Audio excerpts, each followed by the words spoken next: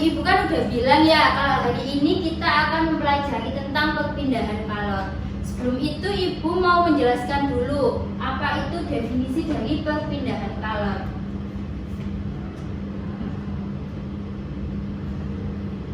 Perpindahan kalor sendiri adalah proses berpindahnya energi panas dari benda bersuhu tinggi ke benda bersuhu yang lebih rendah. Nah, ada 3 jenis dari perpindahan kalor. Yang pertama yaitu ada konduksi, konveksi, dan juga radiasi. Kita bahas yang konduksi terlebih dahulu. Konduksi adalah perpindahan kalor melalui zat padat tanpa perpindahan partikel. Contohnya adalah ketika kita menuangkan air panas ke gelas. Nah, otomatis gelasnya juga akan ikut panas ya. Dan itu terjadi karena kalor dari air panas tadi itu berpindah ke gelas. Siapa yang bisa memberikan contoh lain dari konduksi? Saya, Bu. Tutupan panci jadi panas saat memasak, Bu. Benar sekali, itu termasuk contoh dari konduksi.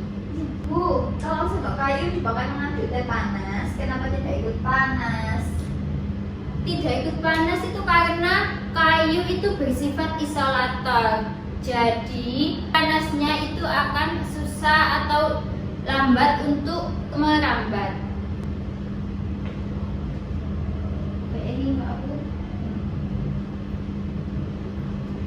Sekarang Ibu mau tanya siapa yang tahu perbedaan dari konduksi atau konveksi? Saya, Bu. Ya. Kalau konduksi di padat, konveksi di cairan atau gas, Bu. Wah, pintar sekali ya. Belum dijelaskan sudah paham mengenai konveksi. Nah, benar sekali kalau konduksi itu melewati sentuhan, tapi kalau yang konveksi itu melalui partikel yang bergerak. Nah, bisa dilihat gambar di atas ini, perpindahan kalor apa yang terjadi pada gambar di samping. Ya, Devina kan tadi udah jawab ya, sekarang gantian. Bisa Mbak Siva? Itu konveksi, Bu. Udara panas naik ke atas. Benar sekali, ini termasuk dari contoh dari konveksi. Nah, sekarang Ellen, coba berikan contoh lain dari konveksi. Air mendidih di panci, Bu. Betul sekali Ellen. Bu, kenapa air mendidih sampai muncul gelembung? Bisa muncul gelembung itu dikarenakan air panas itu kan bawahnya yang pertama terkena panas ya.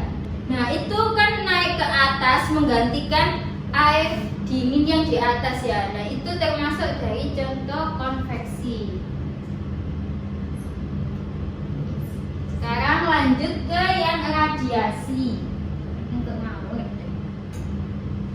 Nah, radiasi sendiri adalah kalor yang berpindah tanpa perantara. Contohnya yang paling mudah yaitu panas dari matahari. Sekarang Ibu mau tanya siapa yang punya contoh lain dari radiasi? Bisa angkat tangan? Pakaian kering saat dijemur, Bu.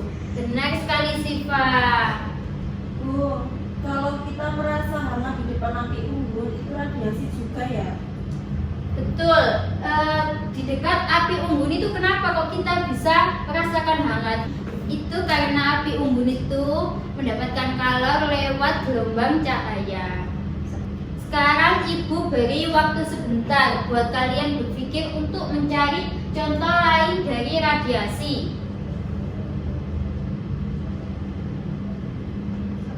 Saya, Bu. Ya, Lampu bohlam yang menyala terasa panas. ya Ellen itu termasuk juga contoh dari radiasi. Sekarang Ibu mau menguji pemahaman kalian. Ibu beri pertanyaan. Yang pertama, siapa yang masih ingat tadi perpindahan kalor? Definisi dari perpindahan kalor itu apa? Perpindahan energi panas dari benda panas ke benda dingin, Bu. Benar sekali Siva. Sekarang soal selanjutnya yang kedua yaitu siapa yang tahu cara perpindahan kalor dari konduksi.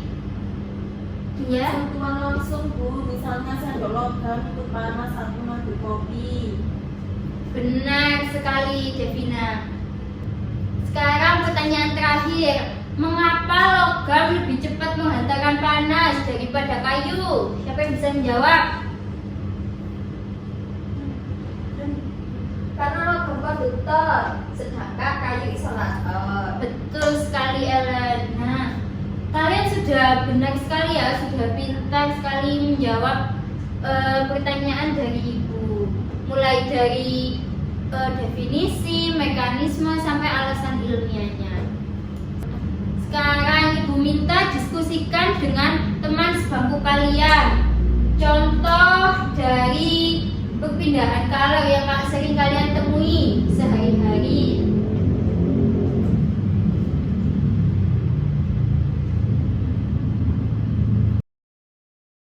Kalau saya Bu, radiasi karena siang terasa panas kena matahari. Nah, ada lain? Saya konveksi Bu, sering lihat air mendidih. Saya konduksi Bu, soalnya pernah pegang setrika yang panas. Bagus sekali. Kalian sudah bisa ya menemukan banyak contoh perpindahan kalor dalam kehidupan sehari-hari.